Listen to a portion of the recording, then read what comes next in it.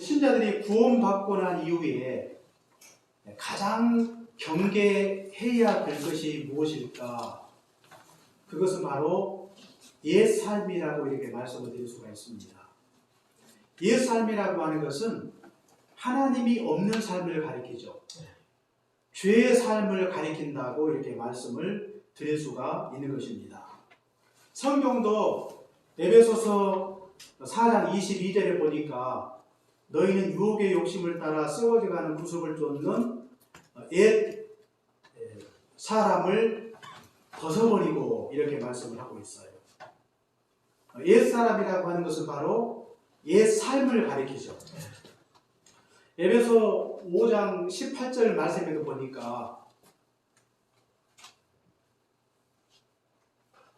썩어져가는 구습을 쫓는 옛 삶을 벗어버리고 성령으로 충만케 해야 된다고 성경의 말씀을 하고 있는 걸 볼 수가 있습니다. 술 취하는 것은 마치 옛 삶을 쫓는 것과 같은 것입니다. 옛 삶의 전형이라고 이렇게 말씀을 드릴 수가 있죠. 술에 취한다고 하는 것은 마치 술의 지배를 받는 것입니다. 그래서 술이 그 인생을 주도하죠. 반대로 같은 말이지만 이 죄의 지배를 받게 되면 죄가 주도하는 그런 인생을 살아갈 수밖에 없는 것입니다. 그러니까 술에 취한다고 하는 것은 마치 이 죄를 쫓는 삶과 같은 거예요. 죄를 쫓는 삶을 술에 취하는 것으로 이렇게 비유를 하고 있다는 사실을 알 수가 있습니다. 그래서 그 삶이 이 죄가 그의 삶을 강력하게 지배하고 죄가 그의 삶을 주도해 가는 것입니다. 그러므로 우리 신자들이 오늘 성경에도 나와 있지만 이 술에 취하지 말라 이렇게 말씀하고 있는 것은 하나님 없는 삶, 죄의 삶을 쫓지 말라는 그런 말씀이에요. 그러므로 우리 신자들은 하나님을 믿고 난 이후에도 여전히 우리는 이 죄의 삶을 더욱더 철저하게 경계를 하셔야 되겠습니다. 옛 삶이라고 하는 것은 과거의 하나의 사건으로 끝나지 않아요. 구원받은 이후에도 여전히 죄가 우리를 유혹하고 있다고 하는 것입니다. 그 유혹은 어떻습니까? 우리 오늘 성경 31절에 나와 있듯이 그 유혹은 굉장히 매혹적입니다. 포도주는 붓고 잔에서 번쩍이며 순하게 내려가나니 그랬어요. 이것은 마치 이 죄가 우리를 유혹할 때 이렇게 매혹적으로 굉장히 좋아 보이고 맛있게 보이는 그런 그 술의 그 유혹적인 부분들을 이렇게 언급을 하고 있는데 이것은 마치 죄가 그렇게 우리를 유혹한다고 하는 것입니다. 죄는 굉장히 달콤하고 그렇게 우리를 유혹하지 않습니까? 죄는 이 두 가지 얼굴이 있어요. 겉으로 볼 때는 굉장히 좋아 보입니다. 그러나 그 속에는 무서운 비수가 그 속에 있다는 사실을 우리가 기억을 하셔야 되겠습니다. 그러므로 유혹이 있을 때 어떤 사람은 그 유혹과 싸워서 승리하는 사람이 있는가 하면 또 어떤 사람은 죄에 빠져서 죄의 길로 갈 때가 있다고 하는 것입니다. 만약에 죄에 빠지게 되면 그 결과가 어떻게 됩니까? 오늘 우리가 성경을 통해서 알 수가 있는 것은 죄에 빠지게 되면 그 죄가 굉장히 치명적이라고 하는 것이죠. 우리가 성경 32절에 보니까 그것이 마침내 뱀같이 물 것이요 독사같이 쏠 것이며 그랬어요. 이것은 단순히 술이 그렇다는 게 아니라 술은 결국 인간의 죄를 가리킵니다. 이것은 그만큼 이 술이 치명적이라는 그런 의미가 있다고 하는 것이죠.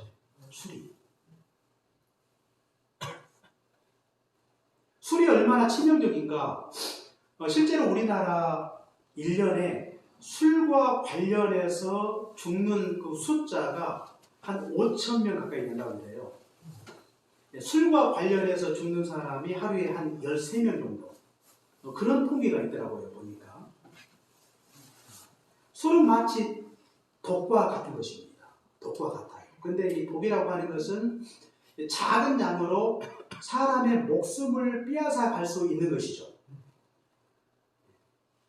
그래서 이 독이 보통 이 독사들이 한번 이 독을 내뱉을 때 나오는 그 양이 한 50에서 한 200mg. 그냥 g이 아니라 mg. 굉장히 작은 양이죠. 그런데 그 작은 양으로 사람의 목숨을 빼앗아 갈 수가 있어요. 마찬가지로 죄가 이렇게 굉장히 치명적입니다. 사람이 죄에 빠지게 되면 그 죄가 우리 인생을 죽이죠. 성경은 죄의 싹은 사망이라 그랬어요. 그리고 죄는요, 우리 인생과 삶을 철저하게 파괴하는 것이 바로 죄라고 하는 것입니다.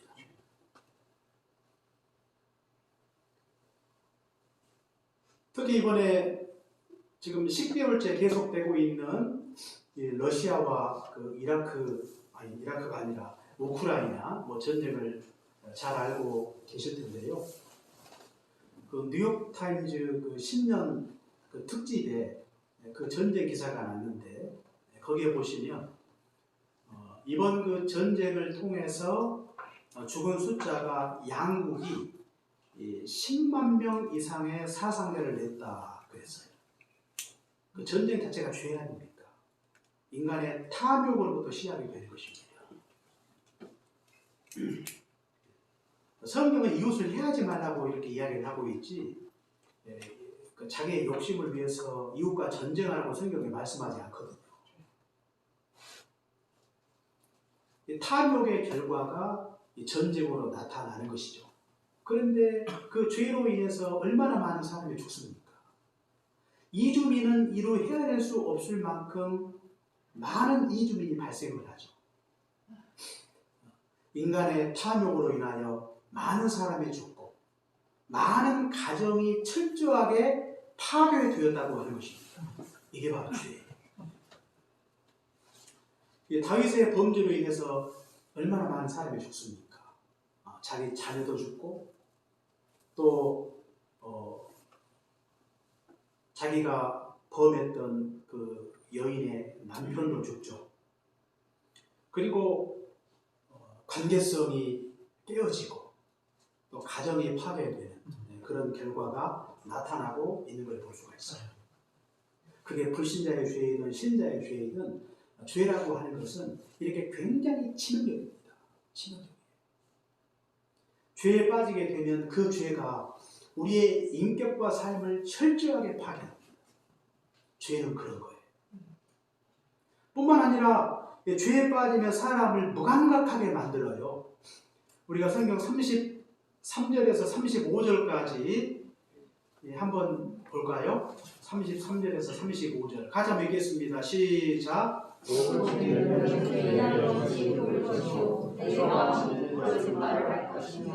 너는 바라보는데 누구나 잡을 것이요 때에 누구나 잡을 것이며 내가 스스로 말하기를 사람이 나를 때려도 나는 아프지 아니하고 나를 상하게 하여도 내게 감각이 없도다. 내가 온전한 객과 다시 술을 찾겠다 하라. 아멘.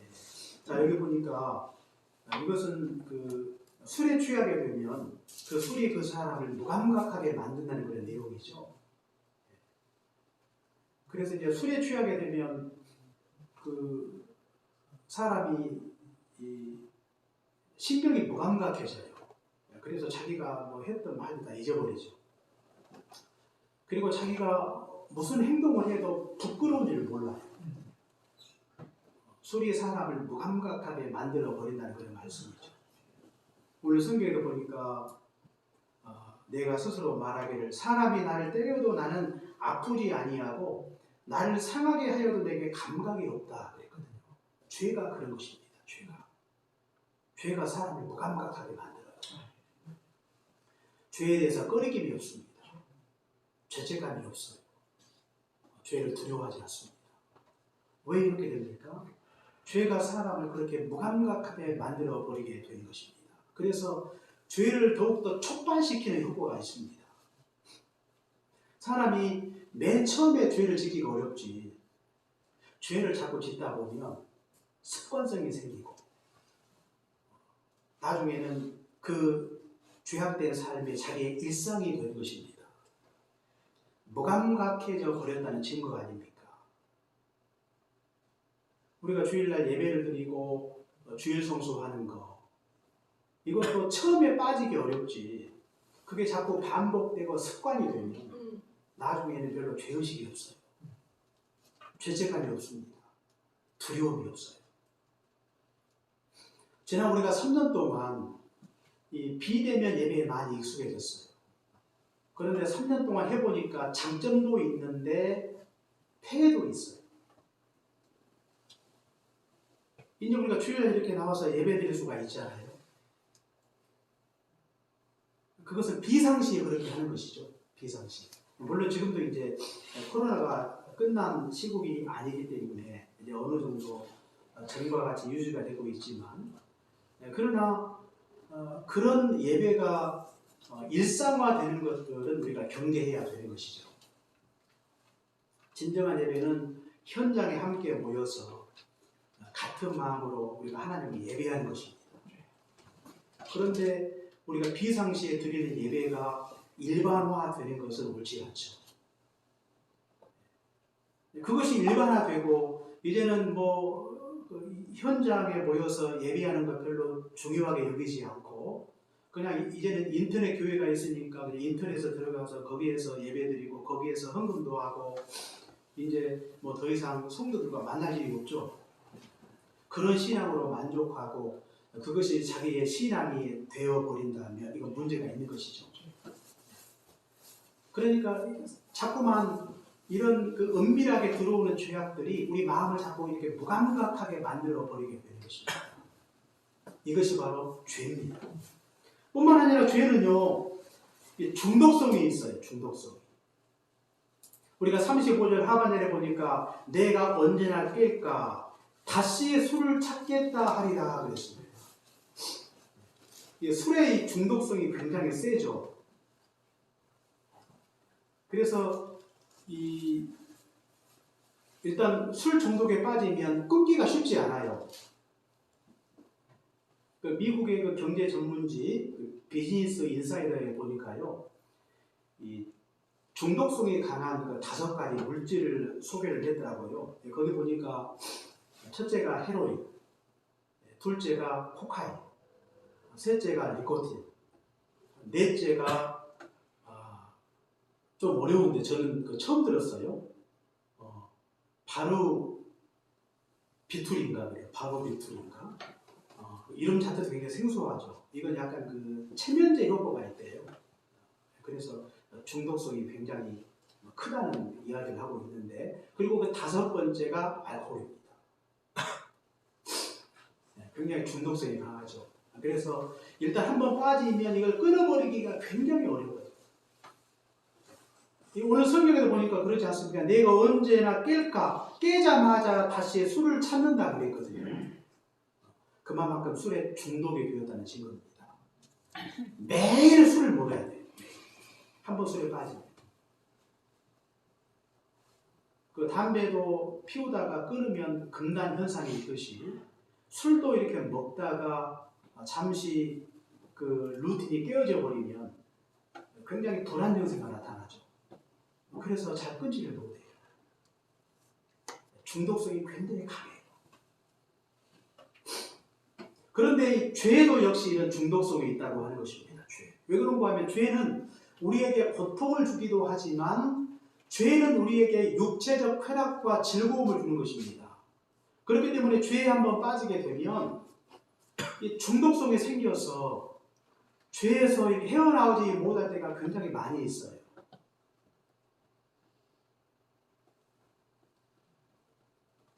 죄에 깊이 빠지게 되면 이 말 자체가 굉장히 부정적이고 저주가 가득한 그런 말을 하게 되는 것이죠. 생각 자체가 문제가 생기고 행동 자체에 문제가 생기는 것입니다. 행동 자체가 굉장히 외식적이고 이중적인 그런 행동으로 바뀌게 되는 것이죠. 사람이 죄에도 역시 깊이 중독에 빠질 수 있다는 것.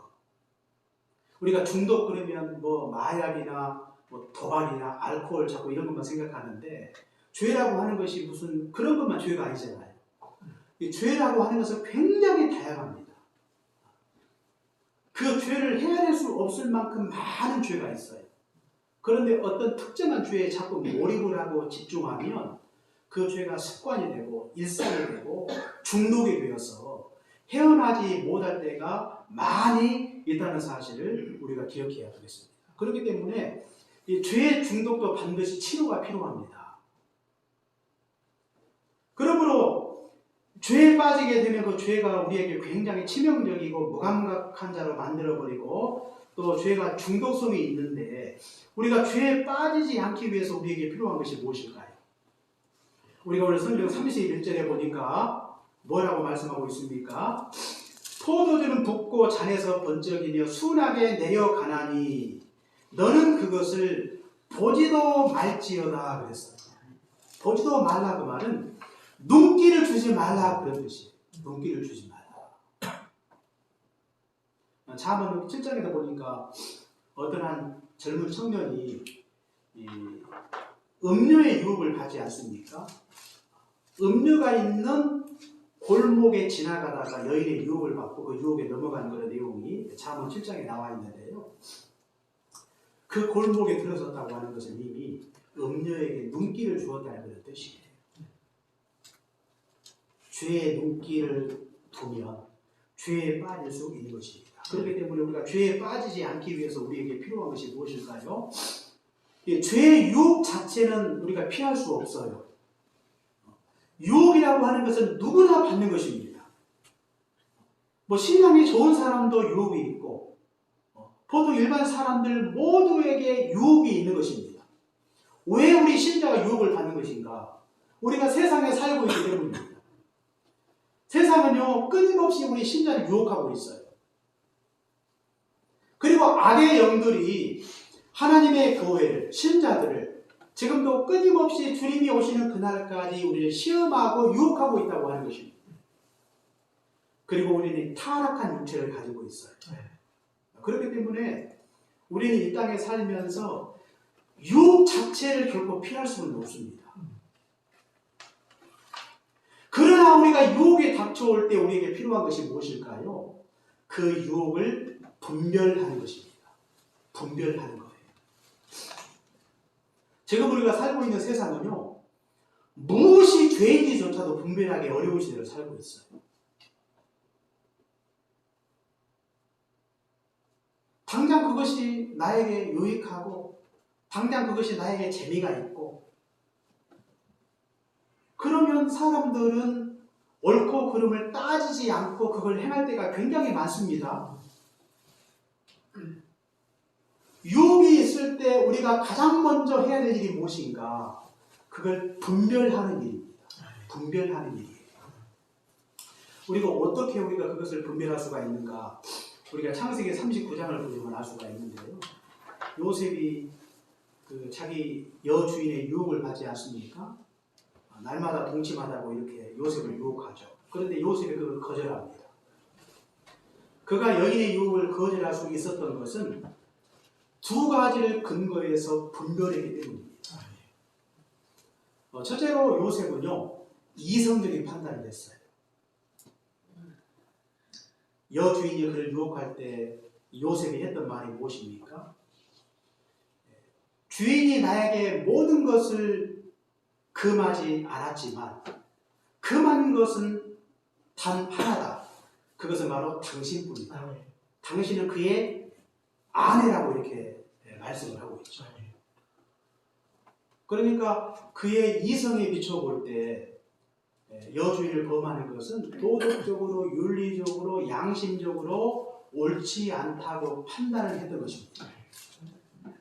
그리고 두 번째로 요셉은요, 신앙적인 이 기준에 비추어 보는 것이죠. 이성적으로 분별을 했고, 두 번째는 신앙적으로 분별을 하는 것입니다. 여주인을 범하는 것은 하나님 앞에 죄를 짓는 것이다. 요셉은 그렇게 생각을 했어요. 하나님이 비록 그 여인을 범한다고 했을 때 사람들의 눈은 피할 수가 있지만 하나님의 불꽃 같은 눈으로 자기를 지켜보고 있다는 것 사실, 그것을 요셉이 기억을 했던 것입니다. 그러니까 옳고 그름을 판단할 때 요셉은 자신의 이성과 자신의 신앙에 기초하여 그것이 옳고 그른가를 분별했다고 하는 것이죠. 하나님이 우리에게 허락하신 이성, 지식, 지혜, 그리고 도덕과 윤리, 양심, 신앙, 이런 모든 것들은 옳고 그름을 판단할 수 있는 기준이 되는 것입니다. 학문도 그런 차원에서 배워야 돼요. 지식도 그런 차원에서 우리에게 필요합니다. 양심이 우리에게 필요한 이유, 그리고 도덕성이 우리에게 필요한 이유, 그것은 옳고 그름을 판단할 수 있는 잣대가 되기 때문입니다. 그러므로 우리 가운데 수많은 유혹들이 있습니다. 그때그때마다 그것이 옳고 그름을 판단하기 위해서 이성의 잣대가 가동되고 신앙의 잣대가 가동이 되어야 되는 것입니다. 그리고 그것을 근거로 하여 옳고 그름을 분별하십시오. 우리의 이성도 쓸모없는 것이 아니에요. 우리의 신앙도 쓸모없는 것이 아닙니다. 그러나 이성적으로 아무런 문제가 없다 할지라도 신앙에 비추어 볼 때 그것이 옳지 않다면 그것을 거절하는 것이 바로 지혜라고 하는 것입니다. 그 다음에 세 번째로 죄에 빠지지 않기 위해서 우리에게 필요한 것은 죄의 유혹을 물리쳐야 된다고 하는 것이죠. 분별했으면 이제는 그 모든 죄를 물리치는데, 그 죄를 물리칠 때 우리에게 필요한 것은 단호함입니다. 단호함. 죄에게 친절해서는 안 돼요. 죄에게 자비를 베풀어서는 안 돼요. 죄는 제가 뭐라고 그랬어요? 살인자고 파괴자입니다. 그게 바로 죄의 정체예요. 우리를 철저하게 파괴하고 죽이기 위해서 죄가 오는 것인데 그 죄를 친절하게 영접하고 이 죄에게 자비를 베풀고 그런 태도는 바람직한 태도가 될 수 없는 것이죠. 어느 누구가 자기의 목숨을 빼앗기 위해서 누군가가 나에게 오고 있는데 문 활짝 열어놓고 그를 맞이할 자가 누가 있겠어요? 우리는 죄가 얼마나 심각한가를 우리가 기억하시고 우리가 죄에 대하여 단호하게 대처를 하셔야 되겠습니다. 뿐만 아니라 이 죄의 유혹을 물리치기 위해서 우리에게 필요한 것은 이 적극적으로 의를 행하는 것입니다.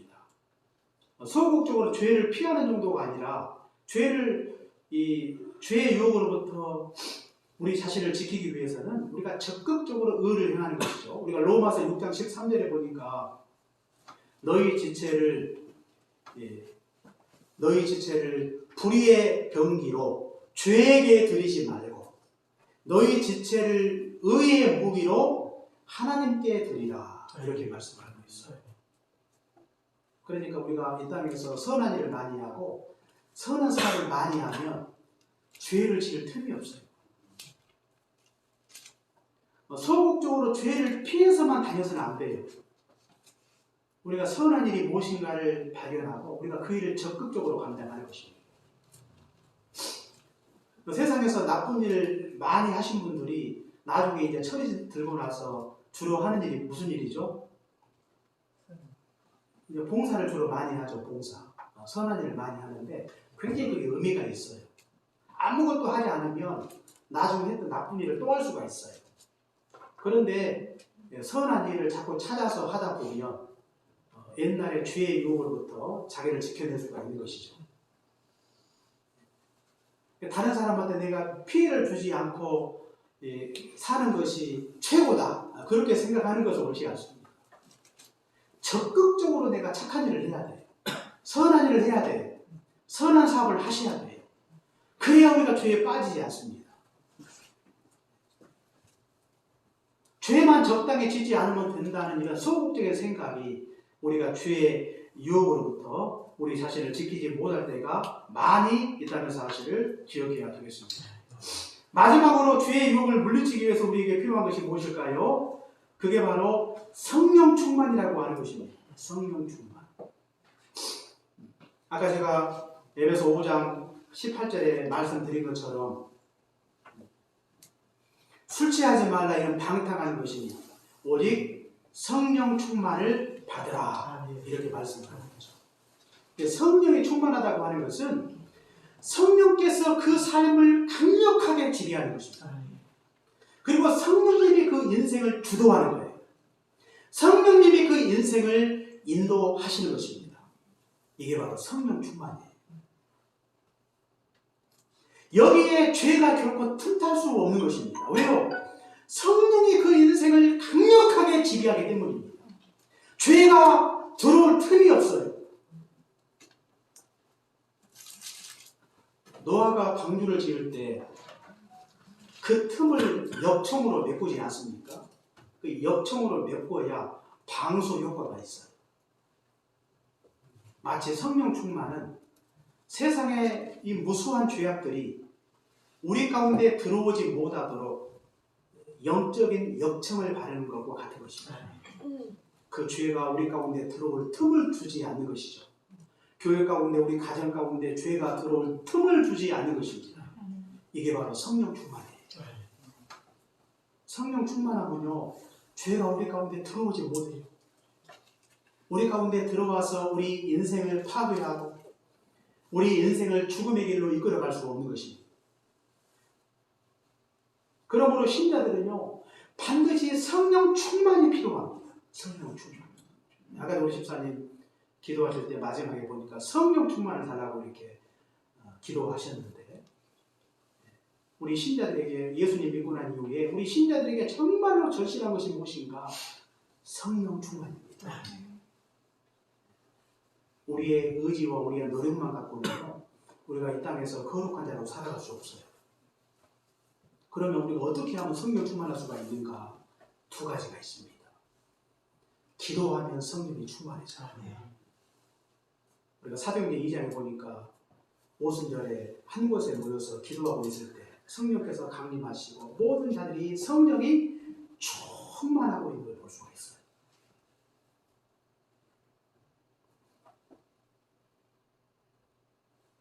뿐만 아니라 사도행전 4장에도 보니까 이 사도들이 잡혔다가 노임을 받을 때 그때 기도하지 않습니까? 위협에도 불구하고 복음을 전할 수 있고 병자들이 나음을 입을 수 있도록 그리고 표적과 기사가 나타날 수 있도록 하나님 앞에 모든 무리가 함께 기도했더니 땅이 진동하고 그 가운데 성령께서 임하셔서 그곳에 모인 모든 자들이 성령으로 충만케 되는 걸 볼 수가 있습니다. 성령은요 또 말씀이 있는 곳에 성령이 충만해요. 베드로가 우리가 사도행전 우리가 4장과 또 7장에 보니까 베드로가 말씀을 전할 때 스데반이 말씀을 전할 때 베드로와 스데반이 성령이 충만하지 않습니까? 그리고 우리가 사도행전 10장에도 보니까 고넬료의 집에서 베드로가 말씀을 전할 때 거기에 모인 무리들 가운데 성령께서 그들 가운데 임하고 계시는 걸 볼 수가 있습니다. 하나님의 말씀이 있는 곳에 성령이 충만하게 되는 것입니다. 사랑하는 예비교회 성도 여러분, 우리가 2023년 우리가 어떻게 우리가 거룩한 신자로 살아갈 수가 있겠습니까? 그것은 바로 성령으로 충만할 때 우리가 거룩한 신자로 살아갈 수 있을 것입니다. 육이 우리를 지배하는 것이 아니라 성령께서 우리 가운데 오시고 성령께서 우리를 강력하게 지배하시고 성령께서 우리의 삶을 하나님의 뜻대로 주도해 가실 때 우리는 결코 죄의 종으로 살아가지 아니하고 의의 종으로 살아갈 수 있도록 하나님께서 복을 내려 주실 것입니다. 성령 충만한 신자가 하나님 앞에 간절히 기도할 때, 하나님의 말씀을 붙들고 살아갈 때, 매일매일 주의 말씀을 깊이 묵상할 때 하나님께서 우리 가운데 성령 충만함을 허락해 주실 것입니다. 아멘. 이 같은 삶을 간절히 살기를 원한다면 우리는 매일매일 아침마다 하나님의 말씀에 집중하시고 하나님 앞에 더욱더 간절히 기도하십시오. 아멘. 그때 우리 가운데 성령께서 비둘기같이 우리 가운데 임하여 주실 것입니다. 아멘. 그 성령께서 우리 가운데 은혜를 베풀어 주셔서 육신의 소욕을 따라 사는 것이 아니라 성령의 소욕을 따라 살아갈 수 있도록 하나님께서 우리에게 큰 은혜를 베풀어 주실 것입니다. 아멘. 성령님의 인도하심을 받으십시오. 아멘. 그래야 올 금년하여 우리가 실패하지 아니하고 성공적인 인생을 살아갈 수 있을 것입니다. 세상에 취하지 마십시오. 술에 취하지 마십시오. 이는 방탕한 것입니다. 우리를 이 사망으로 우리 인생을 철저하게 파괴하고 유린당하게 될 것입니다. 죄와 싸워 패배자로 살지 말고 죄와 싸워 반드시 승리하십시오. 우리의 육으로는 불가능합니다. 성령님이 우리 가운데 오시도록 하나님 앞에 뜨겁게 기도하실 때 초대교회 성도들에게 임했던 성령님의 역사가 오늘 2023년을 살아가는 우리 해미교회 모든 권속들에게 이 같은 하나님의 큰 축복이 임하시기를 주의 이름으로 축원합니다. 아멘. 기도하겠습니다. 사랑해 주님 감사합니다. 오늘도 하나님께서 귀하신 말씀을 통해 술은 마치 우리에게 옛 삶과 같은 것이요 죄의 삶과 같은 것인데 우리가 이 땅에서 거룩한 하나님의 백성으로 살기 위해서 죄악된 삶을 끊어버리고 우리가 의의 삶을 살아가기를 원합니다. 죄의 유혹이 있을 때 그 모든 죄를 단호하게 대처하게 하시고 그 죄를 선악간에 분별하게 하시고 죄의 종으로 살아가지 않도록 성령 충만한 인생을 살기 위해 하나님 앞에 뜨겁게 기도하며 하나님의 말씀을 붙들고 살아갈 수 있도록 은혜로 함께하여 주옵소서. 육신의 종이 되어 살아가지 아니하고 성령의 인도하심을 따라 살기를 원합니다. 올 금년 안에 우리 해미교회 안에 성령 충만한 역사가 나타나게 하옵소서. 우리 해미교회 모든 성도들의 가정과 성도들의 삶 속에 심령 속에 성령께서 충만하게 역사하여 주옵소서.